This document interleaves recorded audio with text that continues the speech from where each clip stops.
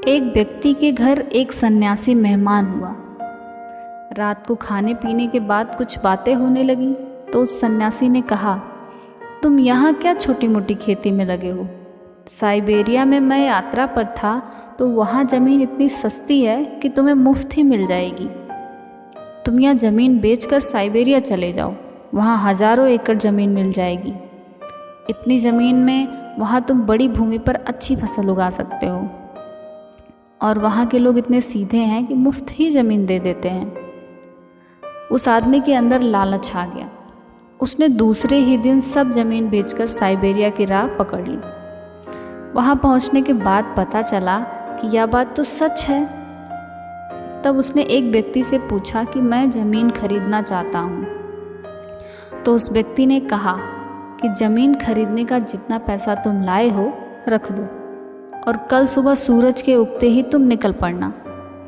बस चलते जाना, जितनी ज़मीन तुम अपने कदमों से नाप सको नाप लेना और सांझ सूरज के डूबते डूबते उसी जगह पर लौट आना जहाँ से तुम चले थे। बस यही शर्त है। जितनी ज़मीन तुम चले उतनी ज़मीन तुम्हारी होगी। पूरी रात वह व्यक्ति सो ही नहीं पाया। रात भर योजनाएं बनाता रहा कि कितनी ज़मीन नाप लूँ। सुबह होते ही पूरा गांव इकट्ठा हो गया था। वह व्यक्ति भी भागता हुआ पहुंचा। उसने अपने खाने पीने का पूरा इंतज़ाम कर लिया था कि रास्ते में कहीं अगर भूख लगी प्यास लगी तो चलते चलते ही खा लूँगा। अब उसने दौड़ना शुरू किया क्योंकि चलने से तो कम ज़मीन नाप पाता और दौड़ने से दोगुनी ज़मीन नाप लेगा। दौड़ते दौड़ते ही उसने सोचा कि ठीक 12 बजे मैं लौट जाऊँगा ताकि सूरज डूबते डूबते पहुंच जाऊं। अब 12 बज चुके थे। मीलों चल चुका था मगर लालच का कोई अंत नहीं है। उसने सोचा 12 तो बज गए हैं, अब मुझे लौटना चाहिए। लेकिन सामने और उपजाऊ ज़मीन थी तो उसने सोचा थोड़ी और नाप लेता हूँ। वापस लौटते समय थोड़ा तेज़ी से दौड़ लूँगा। दौड़ते दौड़ते उसने अपना खाने पीने का जो सामान था वो सब फेंक दिया क्योंकि उसे दौड़ने में परेशानी हो रही थी। उसने सोचा कि एक दिन नहीं खाऊंगा तो कुछ नहीं होगा। अब 1 बज गया था लेकिन लौटने का मन नहीं था क्योंकि आगे और भी सुंदर भूमि थी और वो चलता गया। पर अब उसे लौटना ही पड़ा क्योंकि 2 बज चुके थे। अब वो घबराया और पूरी ताकत लगा के दौड़ने लगा।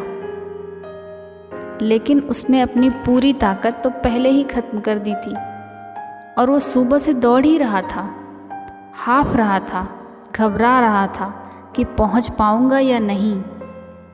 अब वह अपनी पूरी ताकत लगाकर पागलों की तरह दौड़ रहा था। अब ज़्यादा दूर नहीं बचा था। लोग उसको दिखाई पड़ रहे थे। सभी खड़े होकर उसका उत्साह बढ़ा रहे थे कि जल्दी करो। अब ये मन में सोचने लगा कि अजीब सीधे लोग हैं, इन्हें तो सोचना चाहिए कि मैं मर जाऊं, नहीं तो इनकी इतनी ज़मीन चली जाएगी। अब सूरज ढलने वाला था और वो भाग रहा था। जब थोड़ी ही ज़मीन बचा था तो वो गिर गया, लेकिन वो खुद को घसीटते हुए वहाँ तक पहुँचने की कोशिश करने लगा। और जब उसका हाथ ज़मीन के टुकड़े पर पड़ा जहाँ से वह भागा था, सूरज डूब गया। वहाँ सूरज डूबा और यहाँ इस व्यक्ति के जीवन का भी अंत हो गया। और जिन गांव वालों को वह सीधा समझ रहा था, अब वो उस पर हंस रहे थे और एक दूसरे से बातें कर रहे थे कि इस तरह के पागल आदमी आते ही रहते हैं। यह कोई नई घटना नहीं थी। अक्सर लोग आ जाते थे यह खबर सुनकर और इसी तरह मरते थे।